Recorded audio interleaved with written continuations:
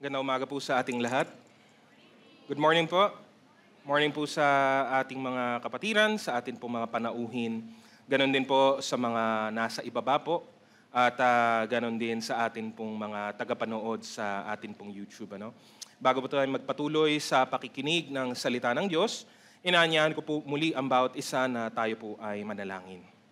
Aming Panginoon, minsan pa narito kami sa inyong harapan, nagpapakumbaba sa harap ng inyong kadakilaan at kapurihan, Panginoon.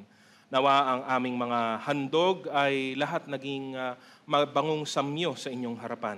Ang aming mga papuri, ang aming mga awitan, ganon din ang amin pong pagbibigay at pagbabalik ng mga ikapo at kaloob. Patuloy na lahat ng ito ay maghatid ng karangalan sa inyong pangalan at kaya namin to lahat ginagawa ay para lamang po sa inyong karangalan, Panginoon. Ganun pa man, narito kami ngayon upang muli ay pagpalain ninyo sa pamamagitan ng kapahayagan ng inyong mga salita. Patuloy na mangusap kayo sa amin sa pamamagitan nito at malayang kumilos, Panginoon, ang inyong banal na spirito sa puso ng bawat isang nakikinig, Panginoon. At nawa, maghatid ito ng panibagong kalakasan, panibagong sigla, at sariwang karanasan, Panginoon, kasama ang inyong banal na spirito. At nawa patuloy na kayo ang siya naming makasama, ang siya naming maranasang biyaya, Panginoon, sa buong araw na ito. Lahat ng ito, Panginoon, ay ipinagkakatiwala namin sa inyo, Panginoon. Ito ang aming dalangin sa pangalan ng aming Panginoong Jesus. Amen. Purihin po natin ang Panginoon minsan pa. Noong nakaraang linggo po, atin pong napakinggan ang mensahe patungkol po sa karanasan ng atin pong Panginoong Hesukristo. Nabigyan po natin ng mariing pansin sa pamamagitan ng napakinggang mensahe ang panahon kung saan patungo ng ating Panginoon sa kanyang mga huling mga sandali sa mundo pong ito. No? Nakita po natin ang tiniis ng atin pong Panginoong Jesus. No? Parehas galing sa mga makasalanang mga tao at mga ganun din, mga tiniis po niya kahit galing po sa kanyang mga sariling alagad.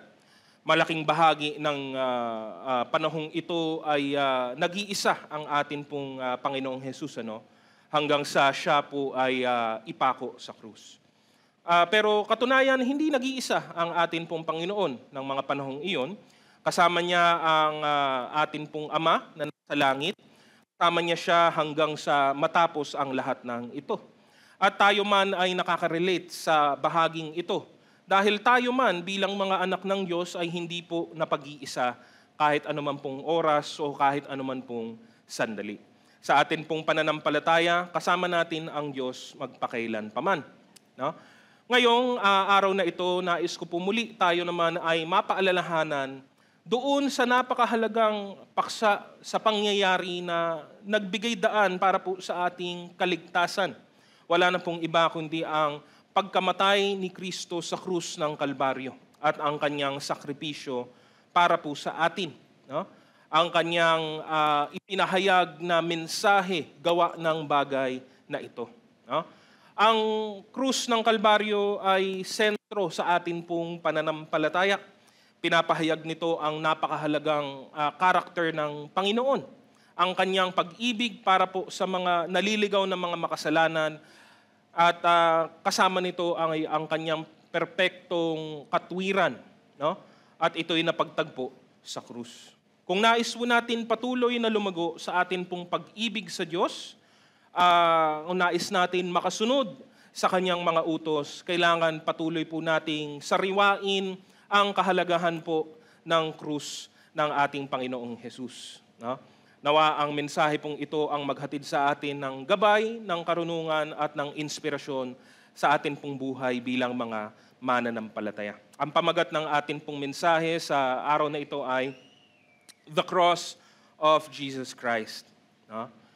Tignan po natin ang kahulugan, ang mensahe, ang mahalagang ugnayan ng krus na ito sa atin pong buhay bilang mga Kristiyano. Ano po ba ang sinasabi ng Biblia patungkol sa bagay na ito? Tingnan po natin una sa lahat ang mensahe nito, the message of the cross. No? Already, it has been more than 2 millennia.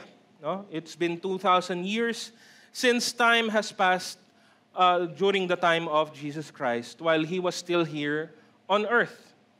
Alam nyo, sa loob ng kahit na 50 years, 100 years, sa loob lang ng maikling panahon, relatively maikli po ito, ang daang taon, ay marami pong mga bagay, marami pong mga impormasyon, marami pong mga kasulatan at kaalaman ay pawang naglalaho. That's normal, that's usual, and that's very common. No?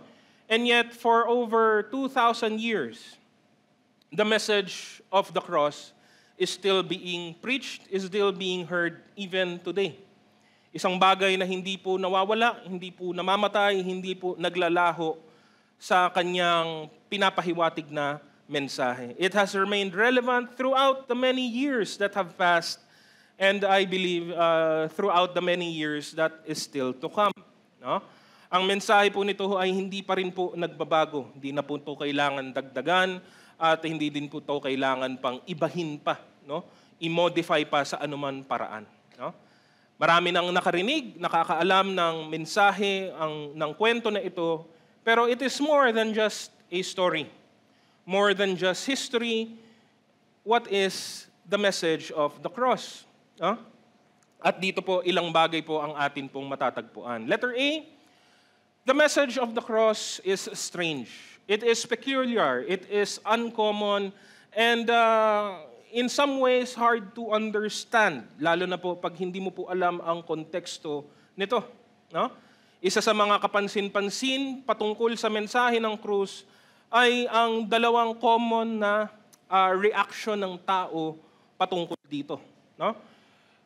Usually it goes two ways. Number one is total rejection. No? Number two is complete disregard. Yan ang mga common na mga response ng tao sa sanlibutan sa mensahe ng krus. Either they don't believe it outright, hindi nangyari yan, kwento-kwento lang yan, imbento nyo lang yan, or they disregarded, okay, kung nangyari man, wala akong pakialam. No? People know it. Again, it's not a secret. No? Kahit yung idea, yung mga terms na ginagamit po natin commonly dito ay alam ng karamihan. Hindi ko masabing lahat, pero alam po ito ng karamihan ng tao. They know it, they understood what happened, historically speaking, but many people do not want it or at the very least do not care for it. Hindi na po ito nakakagulat o nakapagtataka kasi ganun din naman ang makikita at mapapansin po natin noon pong panahon pa lamang po ng bagong tipan. Noong panahon ng ministeryo ni Apostol Pablo dito sa lupa, kahit na kung tutuusin noong panahon po na iyon ay kakatapos lang ng pangyayaring ito. No? It wasn't even 30 years between yun pong time ni Paul at yung time ng kamatayan at muling pagkabuhay ng ating Panginoong Hesukristo. Pinahiwatig ito ni Apostol Pablo sa aklat ng unang Korinto. No? Basahin po natin Kabanata 1, 22 hanggang 23. Ang mga Hudyo'y humihingi ng himala bilang katunayan. Karunungan naman ang hinahanap ng mga Griego. Ngunit ang ipinapangaral namin ay si Kristo na ipinako sa krus, na para sa mga Hudyo ay isang katitisuran at para sa mga Hintil ay isang kahangalan. No? He says two things pertaining to two groups. Para po sa mga Hudyo, mga kababayan, ang piniling bayan ng Diyos, tinuturing nila ang krus ng ating Panginoong Hesus na isang katitisurang bato. No? Ibig lamang pong sabihin, isang bagay na hindi po dapat pagkatiwalaan, isang bagay na hindi po nagdudulot ng anuman pong confidence or ng anuman pong inspiration or ng anuman pong hope. Ang tanong ay bakit? Why is it a stumbling block for the Jews? Alalahanin ang konteksto. Ang mga Hudyo, ang Israel ay nag-iintay, nag-aabang ng isang tagapagligtas. But take note, that's it.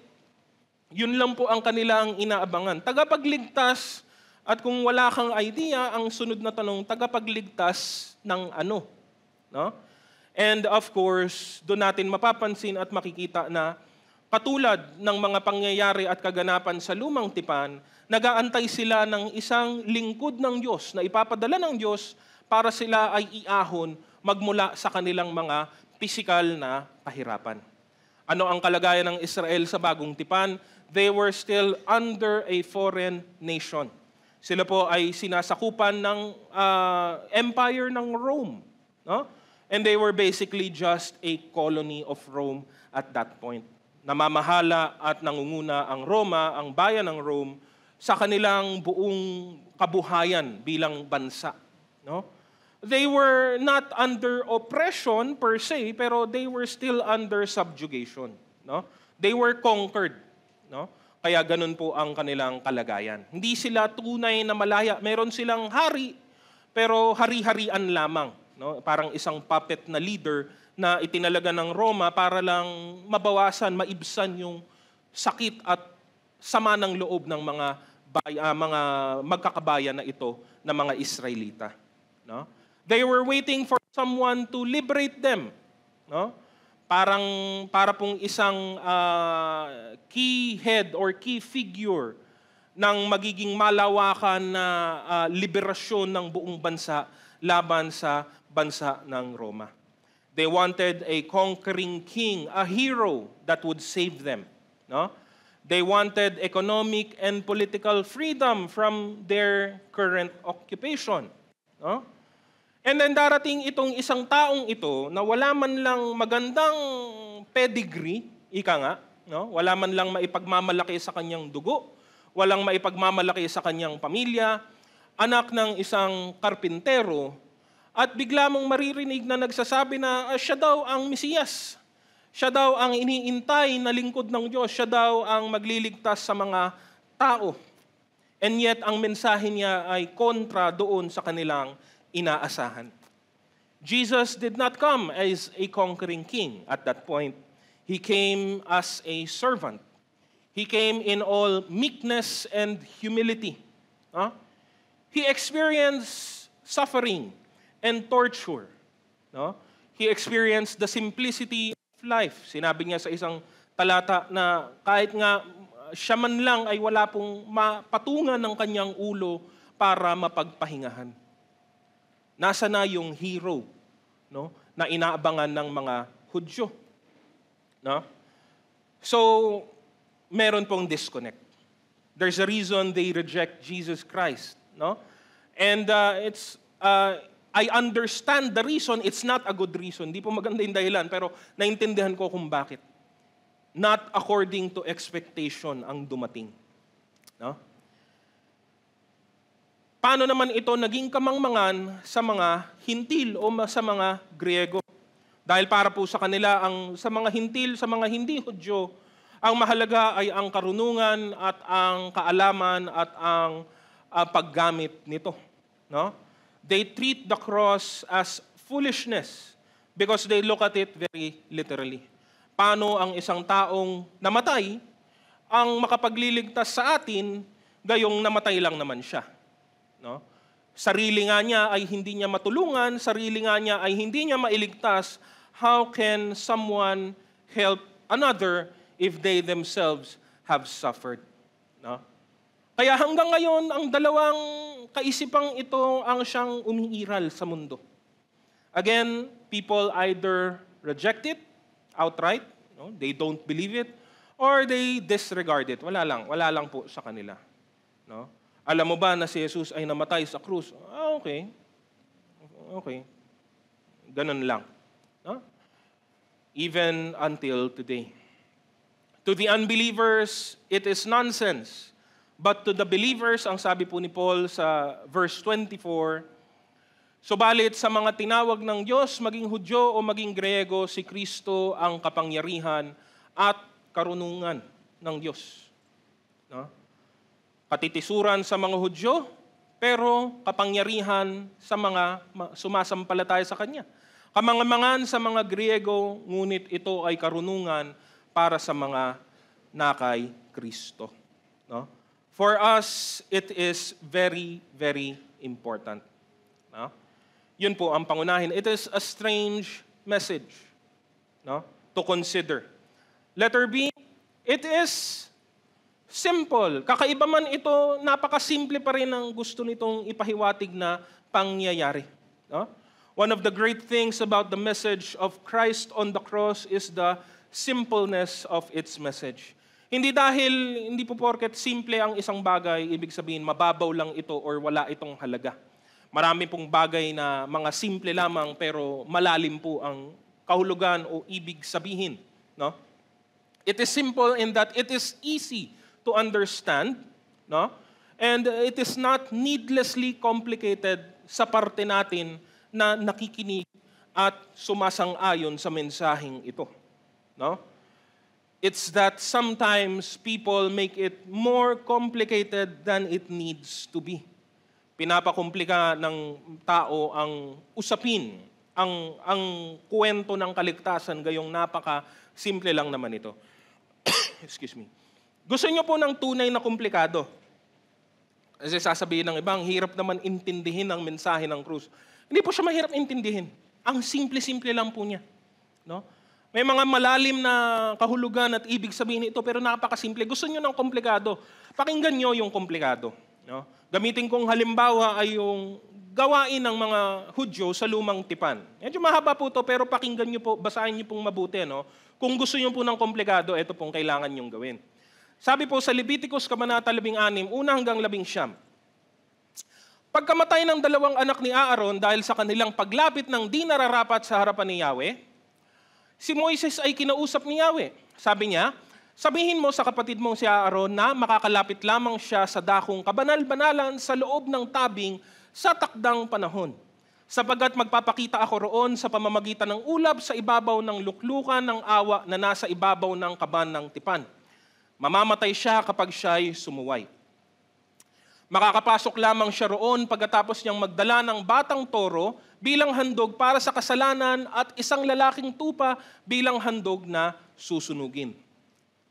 Siya'y maliligo pagkatapos magsusuot ng sagradong kasuotan, linong mahabang panloob na kasuotan, linong salawal, linong pamigkis at linong turbante. Bibigyan siya ng mga Israelita ng 2 lalaking kambing na ihahandog para sa kasalanan at isang lalaking tupa bilang handog na susunugin. Ihahandog niya ang toro para sa kasalanan niya at ng kanyang sambahayan. Pagkatapos dadalhin niya ang 2 kambing sa harapan ni Yahweh sa may pintuan ng toldang tipanan. Sa pamamagitan ng palabunutan, malalaman kung alin sa dalawa ang para kay Yahweh at alin ang para kay Azazel. Ang para kay Yahweh ay papatayin at iaalay tulad ng karaniwang handog para sa kasalanan. Ngunit ang para kay Azazel ay buhay na ihahandog sa akin bilang pantubos sa kasalanan, saka papakawalan sa ilang para kay Azazel. Ang batang toro ay papatayin ni Aaron at ihahandog para sa kasalanan niya at ng kanyang pamilya. Pagkatapos kukunin niya ang lalagyan ng insenso at pupunuin ng baga buhat sa altar na sunugan ng handog. Kukuha rin siya ng 2 dakot na pinulbos na insenso at dadalhin sa loob ng tabing. Upang hindi siya mamatay, ibubuhos niya ang insenso sa apoy sa harapan ko upang ang usok nito ay tumakip sa harap ng luklukan ng awa na nasa ibabaw ng kabanang tipan. Kukuha siya ng dugo ng batang toro at sa pamamagitan ng kanyang daliri ay iwiwisik ito ng minsan sa harap ng luklukan ng awa at 7 beses sa harap ng kabanang tipan. Pagkatapos papatayin niya ang kambing bilang handog para sa kasalanan ng sambayanan. Magdadala siya ng dugo nito sa loob ng tabing at gaya ng ginawa niya sa dugo ng batang toro, iwiwisik din niya ito sa harap ng luklukan ng awa at sa harap ng kabanang tipan. Sa gayong paraan, lilinisin niya ang dakong kabanal-banalan sa mga karumihan at kasalanan ng bayang Israel. Gayon din ang gagawin niya sa toldang tipanan na nahawa sa kanilang karumihan. Walang sino mang lalapit sa toldang tipanan sa sandaling pumasok doon si Aaron hanggang hindi siya lumalabas pagkatapos niyang maghandog para sa kasalanan niya, para sa kanyang pamilya at para sa kasalanan ng sambayanan. Paglabas niya, pupunta siya sa altar na sunugan ng handog upang linisin din iyon. Kukuha siya ng dugo ng batang toro at ng kambing at papahiran niya ang mga sungay ng altar. Sa pamamagitan ng kanyang daliri, 7 beses niyang wiwisikan ng altar upang ito'y pabanalin at linisin sa kasalanan ng mga Israelita. Ang simple, no? Dali, ano? Ilang toro, ilang kambing, bilis, sagot. Ilang beses iwiwisik, kailan, saan, sino, paano? Sino lang ang pwedeng pumasok? Sa loob ng 19 na talata, 3 beses ang reference ng pagkamatay. Kasama na doon yung una, yung talatang una, kung saan binabanggit na namatay ang mga anak ni Aaron dahil sa paglapit nila ng hindi nararapat sa Diyos. Sa bawat dako, pag ikaw ay nagkamali, pwede kang patayin doon mismo ng Diyos. Kahit na ikaw pa ang punong saserdote na naglilingkod. Pag lumapit ka ng mali, patay. Pag may ginawa kang mali, patay. Mali ang kasuotan, patay. Yan ang tunay na komplikado. Ako, habang binabasa ko, nalilito pa rin ako. So, ano yung uunahin? Teka, alin yung para saan? No? Sa altar ng alin? Sa ano? Siyempre, katagalan ang mga Israelita ay nasanay po dito sa prosesong ito. Ito po yung sakripisyo para po sa specific na handog for the Day of Atonement ng Lubang Tipan, ng mga Israelita. It is done once a year. Isang beses lang naman. No? Naawa naman ng Diyos. Isang beses sa isang taon, but every year, dapat itong gagawin. Ang maghahandog, kailangan munang maghandog para sa kanyang sarili, para sa kanyang sariling pamilya, tsaka lang siya makapaghahandog para sa bayan ng Diyos. No? Dinidetalye nito ang proseso na napakadaming kailangan pong gawin. Kung nagpabaya ka, nakamamatay po ito. No? Bakit kailangan taon-taon? Because the blood of animals could never truly cleanse the people of sin. At the least, or at the most, sa pinakamaganda, ang kaya lang po nitong gawin ay magbigay ng pampalubag loob sa Diyos. Panandali ang pampalubag loob, kaya kailangan mong ulit-ulitin mayat maya. No? Again, many times it has been said, but I will say again today, imagine kung ito pa rin ang gawain sa panahon natin ngayon. The meeting place of believers would be filled with the stink of animal carcass and blood. No? Para po tayong amoy palengke po dito. Amoy katayan. No? At alam mo yon, every now and then, no? Paminsan-minsan makikita mo na lang may taong bubulagta. No? Minsan sa harap, minsan sa gitna, minsan sa likod, bubulagta na lang bigla. Alam mo na yon kung bakit may namatay. No? Because of their failure to adhere to the strict guidelines given by God. But again, the Old Testament and all of this is just a shadow. Isa lang po itong anino ng mga bagay na darating. At ito ay natupad ng dumating ang liwanag. Hindi na po anino, kundi liwanag ang dumating sa bagong tipan. At ang pangalan niya ay si Jesucristo. Kaya hindi na natin to kailangan gawin dahil ito ay tinupad na ng Panginoon sa pamamagitan ng pinaka-dakilang handog, ang kanyang sarili. Sabi po sa Hebreo, Kabanata 7, 22 hanggang 28, dahil sa pagkakaibang ito, si Jesus ang siyang katiyakan ng mas mabuting tipan. Bukod dito, kailangan noon ang maraming saserdote dahil namamatay sila at hindi nakakapagpatuloy sa panunungkulan. Ngunit si Jesus ay buhay magpakailanman, kaya't walang katapusan ang kanyang pagka-saserdote. Dahil dito, lubusan niyang maililigtas ang lahat ng lumalapit sa Diyos sa pamamagitan niya, sapagat siya'y nabubuhay magpakailanman upang mamagitan para sa kanila. Sa makatuwid si Jesus, kung ganoon ang pinakapunong saserdoteng nakakatugon sa ating pangangailangan. Siya'y banal, walang kasalanan ni kapintasan man, inihiwalay sa mga makasalanan at itinaas sa kalangitan. Hindi siya katulad ng ibang mga pinakapunong saserdote na kailangan pang mag-alay ng mga handog araw-araw, unay para sa sarili nilang kasalanan at pagkatapos para sa kasalanan ng mga tao. Minsan lamang naghandog si Jesus at ito'y magpakailanman nang ihandog niya ang kanyang sarili. May mga kahinaan ang mga pinakapunong saserdote na pinili ayon sa kautusan, ngunit ang dakilang pinakapunong saserdote na pinili ayon sa panunumpa ay ang anak na ginawang ganap magpakailanman. At ang ipinangako ng Diyos ay huling dumating kaysa sa kautusan. No? The message of the cross is simple. It is what it is. It is what it has been for millennia. Jesus Christ died for our sins once and for all. Minsan lang at natapos na, di na po kailangan ulit-ulitin pa. At ang paraan para ang kaloob na ito ay mapa sa iyo ay hindi din po komplikado. Ito ay sa pamamagitan lamang ng pananampalataya kay Hesukristo. Anong komplikado po doon? Namatay para sa ating mga kasalanan at tayo naman ay kailangan lamang sumampalataya. No? Isang mensaheng napakasimple kahit ang isang bata ay mauunawaan po ito. Sabi po sa Roma, Kabanata 10, 9-10, kung ipahahayag ng iyong labi na si Jesus ay Panginoon at buong puso kang sasampalataya na siya'y muling binuhay ng Diyos, maliligtas ka. Sapagkat sumasampalataya ang tao sa pamamagitan ng kanyang puso at sa gayon ay pinapawalang sala ng Diyos. Nagpapahayag naman siya sa pamamagitan ng kanyang labi at sa gayon ay naliligtas. No? Kaya nga, sa usaping ito, no, ang tao po ang nagpapakomplika. Sabi ko nga po, no, bilang obserbasyon, matagal na po.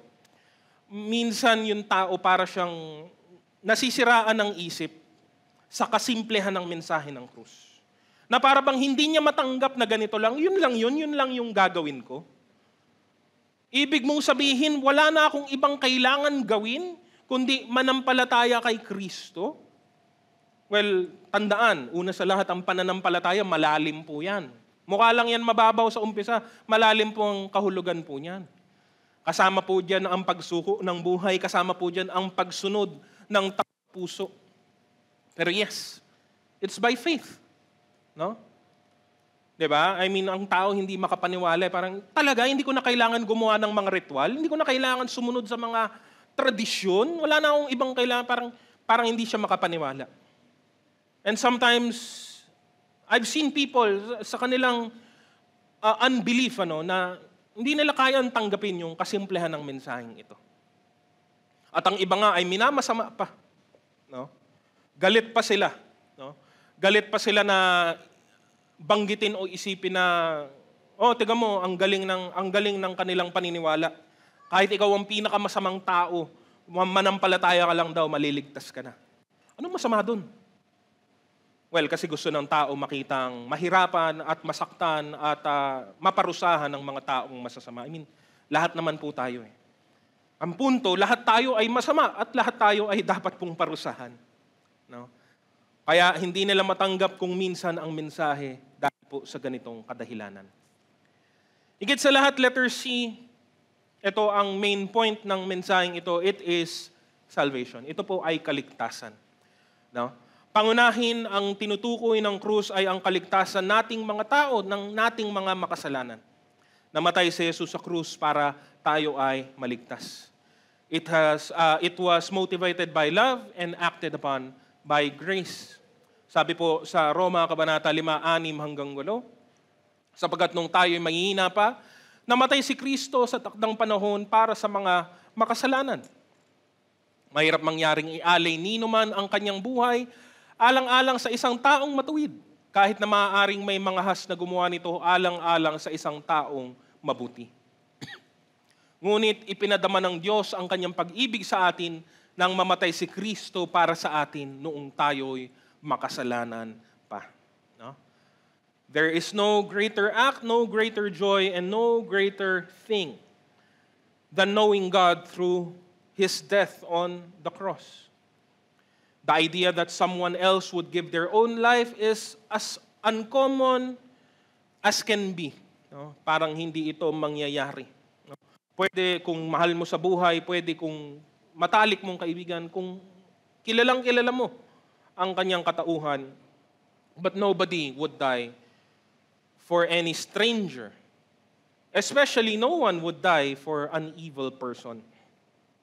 No? Isang taong ingrato at masama.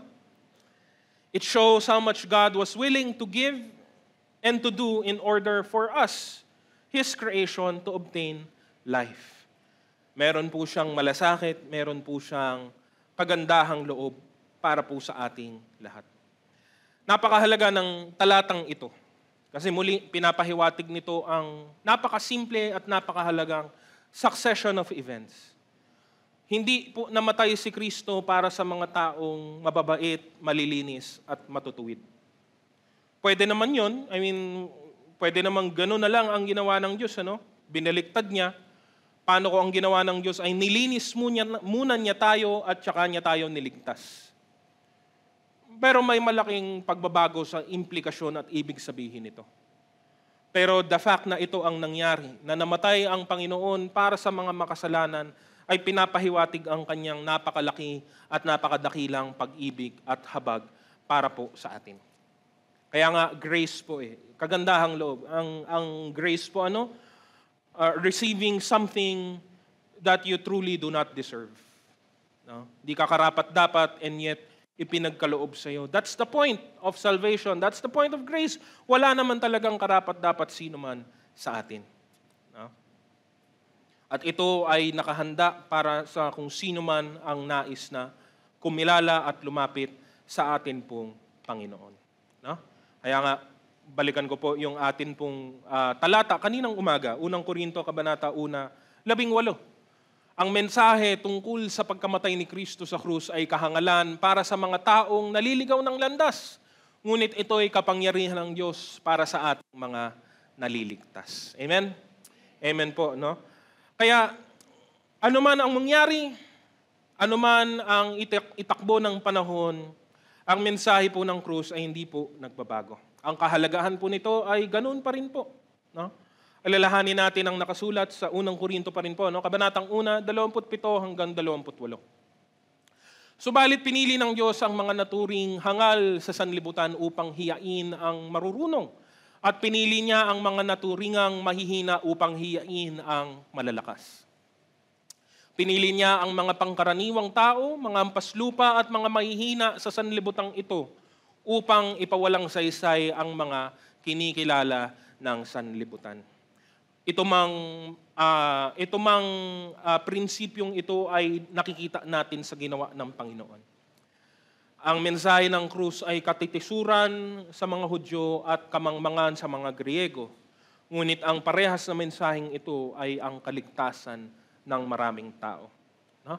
To the unsaved, the crucifixion shows weakness, humiliation, and foolishness. For us, it is God's most precious gift. Patuloy po nating tignan. Ito ngayon po natin, number 2, the essence of the cross. Ano ang mga pinahiwatig ng krus ng Kalbaryo alinsunod sa kapahayagan ng Diyos ukol sa kanyang sarili? Why is it most significant for us? Ilang mga bagay po. Letter A, it shows the humility of Jesus Christ.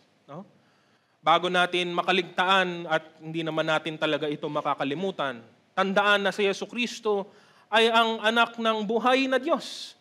Siya mismo ay tunay na Diyos. Sa pamamagitan niya, lahat ng bagay ay nilikha at meron po siyang perpektong relasyon at pagkakaisa sa Ama at sa banal na Espiritu. Siya po ay karapat-dapat sa lahat ng kapurihan, sa lahat ng karangalan, sa lahat ng kalwalatian, at sa lahat ng pagsamba ng lahat ng sangnilikha. Siya po ay hindi nagbabago, walang katulad. Siya po ay magpawalang hanggan, at hindi nakadepende sa anumang ibang bagay. Siya ay Diyos, sa madaling salita. Ngunit etong Diyos na ito ay nagkatawang tao. Ang pangalan niya ay Jesus. At ang krus, pinapakita ang kanyang kababaang loob. Yung willingness ng Panginoong Jesus na i-give up ang kanyang posisyon para lamang matupad ang kanyang misyon. Alang-alang sa kapurihan ng Ama, alang-alang sa kahabagan sa atin. Sino tayo? Ano po ba tayo? Tayo ay mga makasalanang tao at ito ay paparusahan naman talaga karapat-dapat. Pero ang ating pong kasalanan ay sarili nating kagagawan. Pinili natin ito. At pwede namang hayaan na lang ng Diyos na mangyari ang dapat mangyari. Puksain ang masasama, parusahan ang mga makasalanan at mananatili pa rin po ang kanyang kabanalan, ang kanyang kadakilaan at ang kanyang kabutihan. No? Hayaan na lang niya. Pero hindi yun ang kanyang pinili. Pinili ni Jesus na maging katulad natin, mamuhay gagaya natin. At sa pamamagitan nito, pinakita niya ang kanyang kababaan. No? Bilang halimbawa at bilang patotoo. No? Sabi nga po ni Apostol Pablo sa Pilipos, Kabanata 2, 5-8, naway magkaroon kayo ng kaisipan na tulad ng kay Kristo Jesus. Kahit siya'y likas at tunay na Diyos, hindi niya ipinagpilitang manatiling kapantay ng Diyos. Sa halip kusa niyang hinubad ang pagiging kapantay ng Diyos at naging katulad ng isang alipin. Ipinanganak siyang tulad ng mga karaniwang tao. At nang si Kristo'y maging tao, nagpakumbaba siya at naging masunurin hanggang kamatayan. Maging ito man ay kamatayan sa krus. Tinuksyo siya katulad natin, napagod siya katulad natin, nakaranas ng hapdi at sakit katulad natin, para ipakita ang kanyang perpektong pagiging masunurin sa Ama na nagpadala sa kanya. No? Siya ang mga hari ng mga hari, Panginoon ng mga Panginoon, pero ibinaba niya ang kanyang sarili at nagmistulang alipin. Ang dagdag pa po, aklat ng Marcos, Kabanata 10, 45. Sapagkat ang anak ng tao ay naparito hindi upang paglingkuran, kundi upang maglingkod at upang mag-alay ng kanyang buhay para sa ikatutubos ng marami. Isang maliit na maliit na karagdagan po tandaan ng pagkamatay ni Jesus sa krus ay hindi po aksidente. Hindi po to nagkataon lang. Hindi to isang pangyayari na ay nangyari kaya ginamit na lang ng Diyos, hindi po. Yan po ay layunin talaga ng Panginoon. Yan po ay kanyang misyon. Alam niya na doon magtatapos ang kanyang gawain, ministeryo dito sa lupa. Hindi ito isang sorpresa o isang kababalaghang nangyari na, alam mo yon, sinakyan na lang ng Panginoon. No? Yan pala gagawin ninyo, ito na lang ang gagawin ko. Hindi po. Ito ay nakatakda na bago palikain ang sanlibutan. No? Pinapahiwatig ng krus ang kababaang loob ng ating Panginoong Hesukristo. Kakibat nito, letter B, pinapakita din ito ang kanyang tiniis na paghihirap. Ang krus madalas ay simbolo ng kahirapan. Dahil masama naman talaga. Again, the crucifixion was nothing new even in Jesus' time. Hindi po natin siya inimbento, hindi po siya inimbento ng Biblia, hindi din po ang Kristiyano ang unang gumawa nito o sa atin unang ginawa ito. Crucifixion was a fairly common practice during that time. It was intended or it was used as a form of capital punishment against many evil people. No? And mahalagang konteksto yon. Bakit? Kasi nga si Jesus walang kasalanan eh. Hindi siya nagkamali, gumawa ng masama, nagkasala ng anumang bagay, and yet yung ginamit na paraan ng kanyang pagkamatay ang isa sa pinakamatitindi, pinakamahirap at pinakamasasahol na paraan para patayin o parusahan ng isang tao. All the more na-highlight ang innocence ng Panginoon sa pangyayari pong ito. No? So the cross for many times, hanggang ngayon naman, symbolizes death. Symbolizes pain and suffering. No? And yet, dahil po sa ginawa ni Kristo, nadagdagan at bahagyang nabago ang ibig sabihin nito. Sa ating sariling paggamit bilang mga mananampalataya, ang krus ay naging simbolo ng pag-ibig. Ang krus ay naging simbolo ng kapatawaran. Ang krus ay naging simbolo ng habag at ng biyaya. Hindi dahil yun talaga ang ibig sabihin ng krus. Wala namang ibig sabihin ng krus kundi kamatayan eh. Kundi naging ganito o nadagdagan ng ibig sabihin ito dahil sa ginawa ni Kristo. That's the reason. He is the reason for that added meaning. No.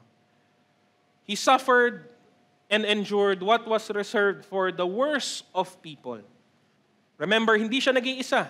May kasama siyang 2 ibang tao, mga magnanakaw, na dapat naman talagang parusahan. And yet, ganon ang parusa sa kanya. And yet, wala. Hindi siya umimik. Hindi siya tumanggi, hindi siya lumaban dahil ito ang kanyang layunin. No? Naalala ko po, kapag binabalikan po natin ang mga kaganapan kahit po sa unang-unang bahagi ng Biblia. Ano ang ginawa ng Diyos nang unang magkasala si Adan at saka si Eva? No? Ang pangyayari ay hinanap ng Diyos, tinawag ang kanilang pangalan. Well, si Adan hinanap, tinawag ang pangalan. At nang sumagot, ba't kayo nagtatago? At sumagot si Adan, kasi nahihiya kami. Kasi nalaman namin na kami ay hubad. No? What did God do afterwards? God fashioned for them clothes from the skins of animals. And again, napakaliit na detalye na hindi na po diniinan ng Biblia, hindi na po binigyan pansin, it was mentioned. No? Binigyan sila ng damit, yari sa balat ng mga hayop. Ang isang laging dumarating sa akin pong kaisipan kapag ito'y nababalikan ko po wala po akong kilalang anuman pong hayop na pag binalatan ay buhay pa. Binalatan po, hindi po kinalbo yung balahibo at hinarvest lang. No? Diba, kahit ang tupa, hina-harvest po yung wool. Pero buhay pa rin yung hayop. Hindi, binalatan, kinuha yung balat. Wala pong, kayo po ba, may alam po kayo, binalatan, buhay pa rin. Most likely, again, it was not mentioned, hindi na po ito binigyan ng mariing pansin, We assume na yung binalatan ng Diyos ay namatay. Patay na po yun. No? Kung anong hayop yun, hindi natin alam. Kung yung hayop na yun ay dumami pa, hindi natin alam. No? Nakapag-anak na po ba ang mga hayop nung nasa paraiso pa lang sila? We don't know. We will never know. No? Tanong mo na lang po pagdating mo po sa langit kung interesado ka. But that in itself was a sacrifice. Doon pa lamang makikita mo na po ang ginawa ng Diyos alang-alang sa tao. Meron pong inosenteng hayop na namatay. Wala naman siyang ginawa. Pinatay siya para lang ibigay yung kanyang balat at maging kasuotan ng mga taong nagkasala. No? And that is the principle that started in the Garden of Eden. Innocent blood was shed for the sake of sinners. Ang inosenteng dugo ay dumanak alang-alang sa mga makasalanang tao. No? At ito ang naging prinsipyo ng batas ng Diyos, kung bakit yun ang napakahaba at komplikadong paraan ng kanilang pista. No? Sabi po sa Hebreo Kabanata 22, ayon sa kautusan, halos lahat ng bagay ay nililinis sa pamamagitan ng dugo at walang kapatawaran ng kasalanan kung hindi sa pamamagitan ng pag-aalay ng dugo. And again, blood could mean pagdanak lang ng dugo. Pero again, we can infer from the idea, para po dumanak ang napakaraming dugo, usually, yung source ng dugong ito ay kailangang mamatay. No? Kahit po ang tao, di ba, may limitasyon, hindi ko po alam to, baka alam po to ng mga nasa field ng medicine, Meron pong sukat ng dugo na pwedeng mawala sa tao, pero pag lumagpas ka po doon, medyo, malaking chance ang hindi ka na po makarecover. No? Alam ko malaki-laki po ang numero. Parang you can endure losing so much blood, pero may linya po yun, may limit po yun. Pag lumagpas ka doon, wala na talagang bawian yun. Ang dugo dito symbolizes life. Kasi nga para dumanak ang dugo, kailangan meron pong mamatay. No one can lose so much blood and still live. Christ had to suffer and die. No? This system was under the old covenant until time finally came for the ultimate sacrifice, Jesus Christ, the Lamb who was slain. Sabi po sa John chapter 1 verse 29, nagsasalita po do si Juan Bautista. No? Kinabukasan nakita ni Juan na si Jesus ay lumalapit sa kanya, kaya't sinabi niya, tingnan ninyo, siya ang kordero ng Diyos na nag-aalis ng kasalanan ng sanlibutan. No? Suffering shows the seriousness of sin. At hina-highlight nito ang kahalagahan sa kwento na sino ba dapat kasi ang mahirapan. We should suffer for our sins. That's normal. That's common sense. But for someone else to suffer for another's sin, lalo pa ang inosente at walang dungis at malinis na kordero ng Diyos, dapat ito ay maghatid ng matinding palaisipan, mahalagang kahulugan para po sa ating mga nakikinig. No? Jesus suffered for our sake. No? Hindi ito bago o kagulat-gulat kay Jesus. Alam nga niya ito. No? Hindi ito nagkataon lamang o ginamit lamang ng Diyos nung nangyari. Hindi po. Planado na po ito. Sabi po sa Lucas, Kabanatang 9, talatang 22. Sinabi pa niya sa kanila, ang anak ng tao ay dapat magdanas ng matinding hirap. Itatakwil siya ng mga pinuno ng bayan, ng mga punong pari at ng mga tagapagturo ng kautusan. Siya ang ipapapatay nila, ngunit sa ikatlong araw ay muli siyang bubuhayin ng Diyos. He was mocked, reviled, spat on, tortured, tempted, despised, and yet He endured. Tiniis niya ang lahat ng mga ito. No? Alang-alang sa atin. At letter C, it shows the death of Jesus. No? Magkakarugtong lang po itong tatlong bagay na ito. No? Not only was Jesus Christ willing to suffer physical, mental, emotional, and spiritual anguish, He was willing to die on the cross for the sake of sinners. Madalas ang tanong, bakit ba kasi kailangan may mamatay? Bakit ba kailangan mamatay ni Kristo Jesus? Isang inosenteng tanong sa isang pagkakataon po, ano? Pero para din siyang nagmumukhang reklamo ba? No? Sa paanong paraan? Kasi parang ang karugtong ng tanong, bakit ba kailangan mamatay ni Jesus? Wala namang ibang maisip ang Diyos? Wala na ba siyang ibang pwedeng gawin? Could he have not found any other way? No? Na para bang mas marunong pa tayo kaysa sa Kanya. No? Pero yun yung tanong, why did Jesus have to die? No? Above everything else, we must remember that God is perfect. He is holy. He is righteous and just. He is good. Good above everything. No? Nilikha niya ang tao sa kanyang imahe, pero ang tao ay sumuway sa kanyang utos. Kaya dahil dito, dahil naman din sa sinabi ng Diyos, nung una pa lamang, kailangan niyang mamatay bilang kabayaran ng kanyang kasalanan. Ayan, balik tayo sa Diyos.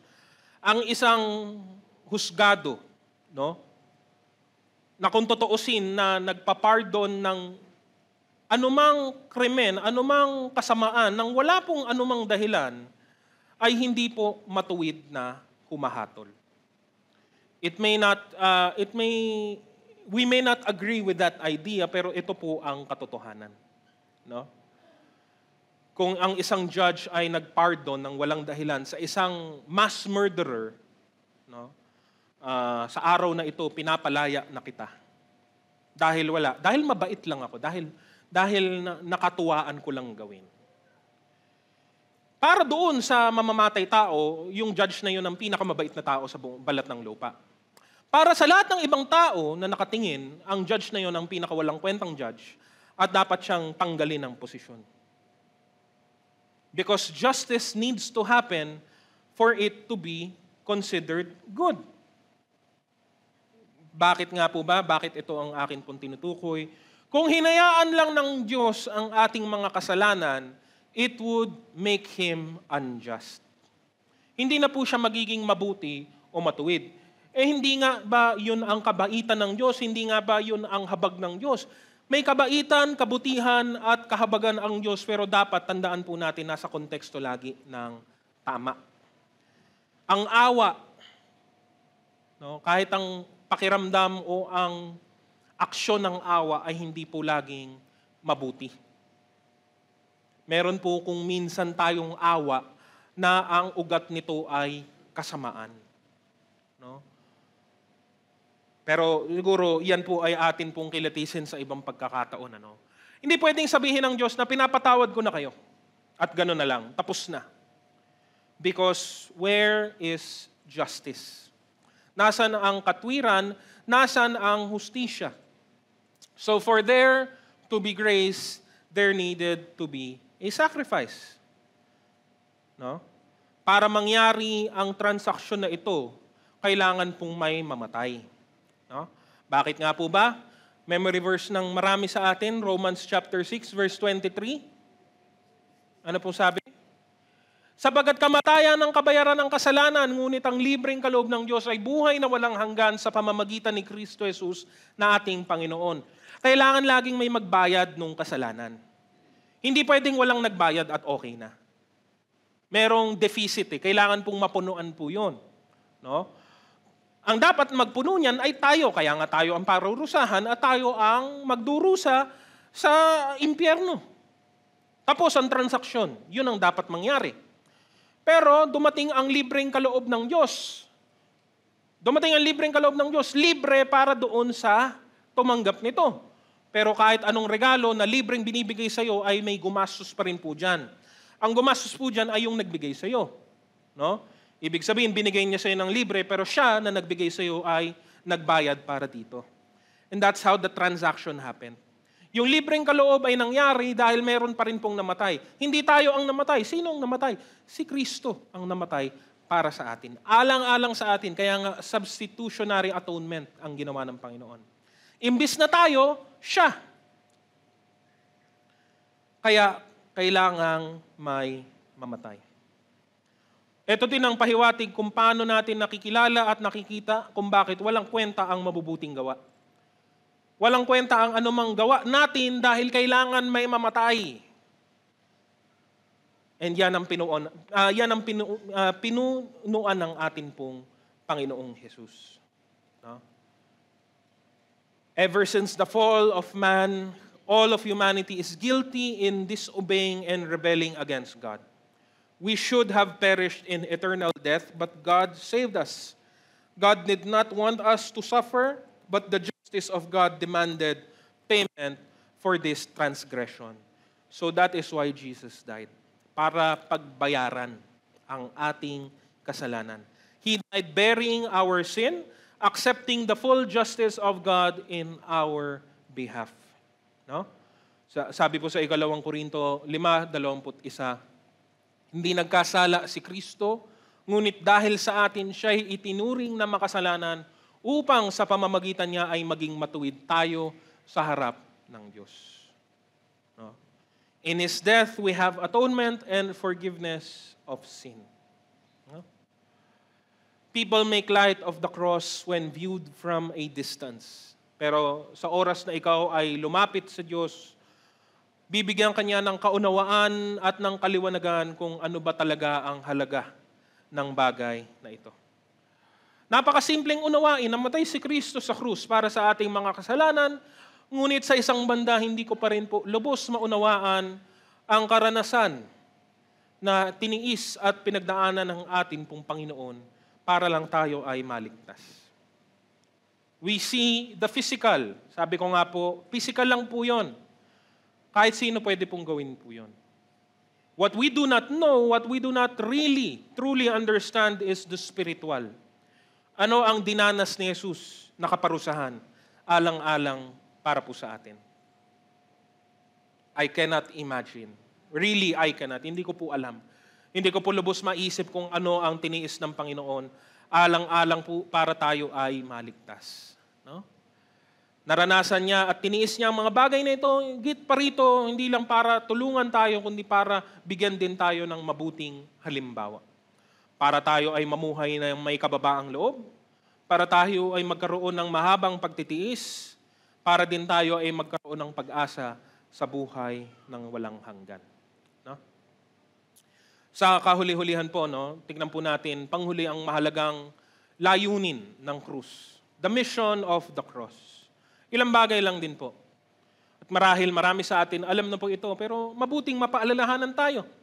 At para naman doon sa mga hindi pa talaga maliwanag sa kanila ang mga bagay na ito, ito ang mensahe para po sa atin.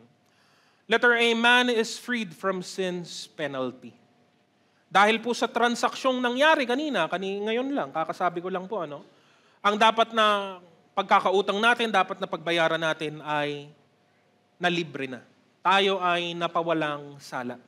The penalty of sin. The wages of sin is death, and death is the price that must be paid. But since Christ died for us, His death was sufficient for the salvation of people. No? Ang hindi po masukat na pagkakautang natin ay hindi po natin kayang bayaran sa anuman pong paraan o dahilan. Ngunit sa pamamagitan ni Kristo, inalis sa atin ang ating mga pagkakasala at karumihan. No? Most importantly, it takes away the wrath of God that was poised against us. Sabi po sa 1 Thessalonians 5:9-10, hindi tayo pinili ng Diyos upang parusahan, kundi upang iligtas sa pamamagitan ng ating Panginoong Hesukristo. Namatay siya para sa atin upang tayo'y mabuhay na kasama niya, maging buhay man tayo o patay na sa kanyang muling pagparito. No? The most the Israelites could do was appease the wrath of God. Pampalubag loob lang po. Pero paulit-ulit nilang kailangan tuparin at gawin sa paghahandog ng mga hayop na hindi naman talaga nakakapagdulot ng kapatawaran. But Jesus freed us from the penalty of sin and of death. At tinapos po niya yung trabaho ng mga saserdote na nagsimula ng napakatagal na panahon na pong nakalipas. Kaya hindi na po natin yun kailangan balikan, ulitin o gawin pa. Sabi po sa Hebreo 10:11-14, bawat saserdote ay naglilingkod araw-araw at naghahandog ng ganoong ding mga handog. Subalit ang mga iyon ay hindi naman nakakapawi ng kasalanan. Ngunit si Kristo ay minsan lamang naghandog para sa mga kasalanan at pagkatapos ay umupo na sa kanan ng Diyos. Ngayon naghihintay siya roon hanggang sa lubusang pasukuin sa kanya ng Diyos ang kanyang mga kaaway. Sa makatuwid sa pamamagitan lamang ng isang paghahandog ay kanyang ginawang ganap magpakailanman ang mga pinagiging banal ng Diyos. No? Sin's penalty was so great that it stood unchallenged for the longest time, and yet through one single act, sa isang gawa lamang, isang pagtupad lamang ni Kristo, it was undone forevermore. Di na po tayo guilty. No? There is no condemnation for us. Hindi na tayo dapat matakot sa atin pong pagkakautang. Binayaran na po ito ni Jesus. Jesus Christ paid for our sins in full. Wala pong lubos, wala pong kulang. Sakto sa pangangailangan natin. Sabi po sa Efeso Kabanata 1, talatang 7, tinubos tayo ni Kristo sa pamamagitan ng kanyang dugo at sa gayon ay pinatawad na ang ating mga kasalanan. Ganoon kadakila ang kanyang kagandahang loob. No? Letter B, man is fully reconciled to God. Balik tayo sa simula ulit. Maganda ang relasyon ng tao sa Diyos. He was living in perfect harmony with His Creator. Nasira ang lahat ng pumasok ang pagkakasala. No? Dahil ang Diyos ay matuwid, mabuti, perpekto at banal, wala naman talagang ibang nagkasala kundi ang tao. Ang may kasalanan at ang salarin ay ang tao. No? Ang mabuti at magandang relasyon natin sa Diyos na dati ay masaya, maayos ay naputol. Nahinto po ito. And for the longest time, this relationship was broken. No? At katulad ng anumang relasyon na panlupa, no? Relasyong pang tao sa tao, alam mo yun, ang sakit po nun sa isang banda. Meron kang matalik na kakilala, kaibigan, kahit kapamilya. At sa anumang dahilan nasira ang inyong ugnayan. Dahil sa pagkakamali, dahil sa masamang salita, dahil sa anumang dahilan po. No? When you lose someone close or someone very important due to an argument or a conflict, it never really goes away. No? Nagtitigas-tigasan lang ang marami sa atin. Hindi, okay lang ako. Kung ayaw niya, di wag niya. No? No? Kung okay lang sa kanya, okay lang din sa akin. No? Ma-pride po kasi ang tao No? And but deep behind everything, deep beneath everything, there is that longing for forgiveness and reconciliation with that person. Totoo lang, ayaw naman nating mamuhay ng mapait No? Ang problema, ma-pride kasi ang tao. Pero sa ating relasyon sa Diyos, ni hindi natin alam, ni hindi natin maintindihan na ang ating mga espiritu o kahit ang ating mga kaluluwa ay hinahangad ang muling panunumbalik natin sa Diyos. Ngunit itong pagnanasang ito ay tinatakpan, tinatabunan at pinagtataguan ng maraming tao. No?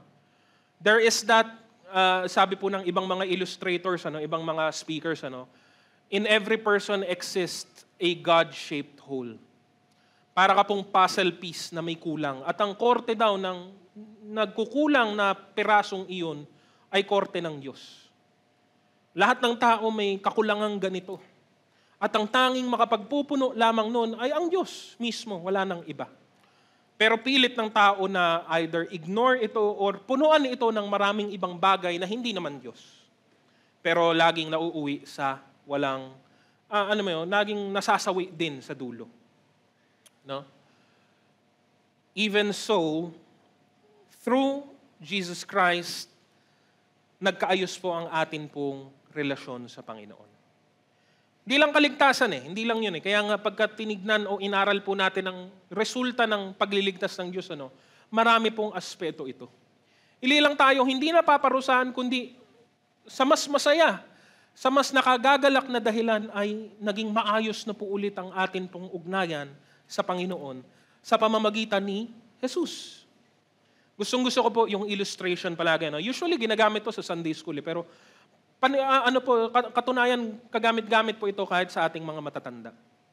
Dinodrawing po ang lupa sa isang larawan. Hindi ko na po nailarawan pasensya na po. Dinodrawing po ang lupa, nandun ang tao. Dinodrawing po ang ibabaw ng lupa, nandun ang langit, nandun ang Diyos. At dahil sa kasalanan, hindi sila magtagpo. Ano po ang nagsilbing tulay sa drawing? Yung krus ng Kalbaryo. Hindi yung krus basta-basta, maglagay ka na lang ng krus kahit sinong krus dyan, kung anong krus. Hindi po. It is Jesus Christ on the cross. That is our bridge to a restored relationship with God. Nagkaroon tayo ng maayos na relasyon sa Panginoon. Higit pa sa pagiging, ulitin ko po. Higit pa sa pagbabati, higit pa sa pagiging magkaibigan, tayo ay tinanggap sa kanyang pamilya. Itinuring pa tayong mga anak. Kaya nga sabi po sa Efeso Kabanata 2:13, ngunit ngayon dahil sa inyong pakikipag-isa kay Kristo Jesus, kayo na dati malayo sa Diyos ay inilapit sa pamamagitan ng dugo ni Kristo. Sabi din po sa Roma Kabanata 5:1-2, sapagat napawalang sala na tayo sa pamamagitan ng ating pananampalataya, mayroon na tayong mapayapang relasyon sa Diyos sa pamamagitan ng ating Panginoong Hesukristo.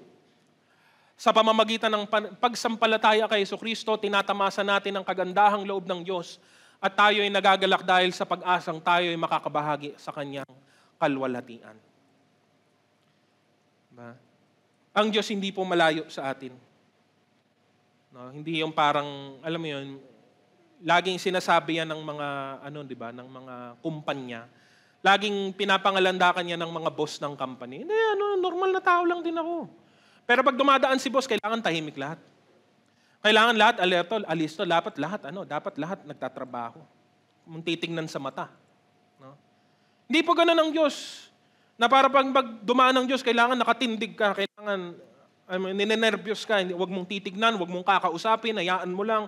Pag dumaan na siya, tsaka ka na makakapag-relax. Hindi po ganun.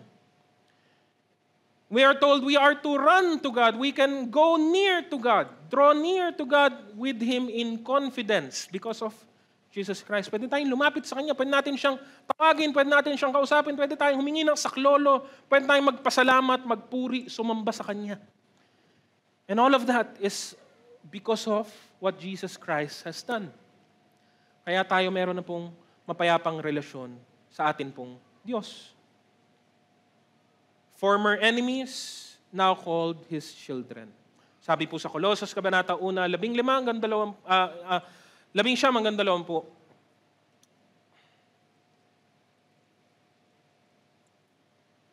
Yan. Sapagkat minarapat ng Diyos na ang buo niyang kalikasan ay manatili sa anak. At sa pamamagitan ng anak, niloob ng Diyos na ang lahat ng bagay, maging sa langit o sa lupa, ay makipagkasundo sa Kanya. Pakikipagkasundo sa pamamagitan ng pag-aalay ng anak ng Kanyang dugo sa krus. Through Jesus, we have been fully, wala pong bahid, wala pong kulang, wala pong tira-tira, wala pong mga rebaba. Buong-buo tayong na-restore sa atin pong fellowship sa Diyos. At panghuli, di natin pwedeng kalimutan, man is given new life and eternal life. No? Git sa lahat, tayo yung pinagkalooban, hindi lang ng buhay na walang hanggan, kundi panibagong buhay. Ang dati nating buhay na marumi, na masama, na walang kwenta, ay pinagkalooban tayo ngayon ng panibagong buhay ng atin pong Panginoon. 2 Corinthians 5:17, kaya't kung nakipag-isa na kay Kristo ang isang tao, isa na siyang bagong nilalang. Wala na ang dati niyang pagkatao, sa halip ito'y napalitan na ng bago. Hindi lang niya binago o binabago ang atin panlabas na anyo, kundi binabago niya ang panloob, ang ating puso, ang ating kaisipan, ang ating espiritu, ang ating mga motibo at mga pagnanasa. Yan ang binago ng Diyos, kasi pag yan ang binago mo, pati ang panlabas ay kusang mababago din naman. No? Hindi siya namatay sa walang dahilan, namatay siya para tayo ay mamuhay sa bagong buhay na ito. Romas, Kabanata 6, talatang 4. Sa makatuwid tayo ay namatay na at nalibing na kasama niya sa pamamagitan ng bautismo upang kung paanong binuhay muli si Kristo sa pamamagitan ng dakilang kapangyarihan ng Ama, tayo rin ay magkaroon ng panibagong buhay. No? Patuloy tayong binabago ng Diyos, nililikha, iniiba sa pamamagitan ng Espiritu patungo sa kanyang wangis. Sabi din po sa unang Juan, Kabanata 5:11-12, at ito ang patotoo, ipinagkaloob sa atin ng Diyos ang buhay na walang hanggan, at ito'y makakamtan natin sa pamamagitan ng kanyang anak. Ang sino mang pinapanahanan ng anak ng Diyos ay mayroong buhay na walang hanggan, ngunit ang hindi pinapanahanan ng anak ng Diyos ay hindi makakaranas ng buhay na walang hanggan. No? Hindi lang buhay na bago ngayon, buhay na walang hanggan din magpakailan pa man. No? At ito ang kanyang pangako sa atin. Again, lahat ng ito ay natupad ng gawin ni Kristo, ang kanyang ministeryo, ang kanyang gawain sa krus. Kaya nang sabihin ni Jesus na tapos na, it is finished, totoo talaga. It truly was. Wala na pong kailangan gawin, wala na pong kailangan idagdag, wala na pong kailangan ihabol pa. Sa krus ng Kalbaryo, pinagbayaran ni Jesus ang hindi natin kayang bayaran, ginawa ni Jesus ang hindi natin kayang gawin, at ibinigay ni Jesus ang hindi tayo karapat-dapat na tumanggap. No? Para po sa ating pagtatapos, nawa muli na nariwa at muli nating maunawaan ang kahalagahan ng krus na ito. No? Mga mahalagang tanong na maaaring nating pagbulay-bulayan. Talaga bang sentro sa ating buhay si Jesus? Na-appreciate mo ba ang ginawa ni Jesus? Na-appreciate mo ba siya sa kanyang bahagi sa buhay mo? Ang ginawa bang ito ni Jesus ay humipo sa iyong damdamin, sa iyong puso? Nabago ba talaga ang iyong buhay? Paano mo ito napapakita? Nakikita ba sa atin pong mga salita, sa atin pong magagawa, na tayo nga ay nakatanggap na ng panibagong buhay at buhay na walang hanggan? Mahalagang katotohanan ang pinapahiwatig ng krus ng Kalbaryo. Mensahe ito ng kanyang pag-ibig, ng kanyang habag, ng kanyang kabanalan, ng kanyang biyaya, ng kanyang hustisya, ng kanyang katwiran. No? Lahat nakasentro sa katauhan ng ating Panginoong Jesus. Napakahalaga nito sa atin at hindi dapat natin malimutan o makaligtaan anumang oras. Tapos na po ang gawain ng Panginoon, harapin natin ang atin pong gawain ngayon. No? Na nasa ating mga puso ang ginawa ng Panginoon, alang-alang para po sa atin. Nawa tayo pong lahat ay muli mabigyan ng inspirasyon sa mensaheng ito. Purihin po natin ang Panginoon sa araw na ito.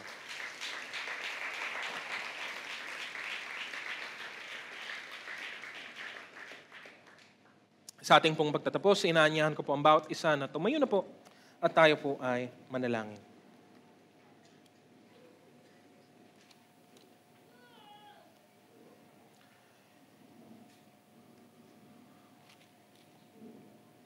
Minsan pa, aming Panginoong Diyos, ay nagpapasalamat kami sa mensahe na amin pong tinanggap sa umaga pong ito.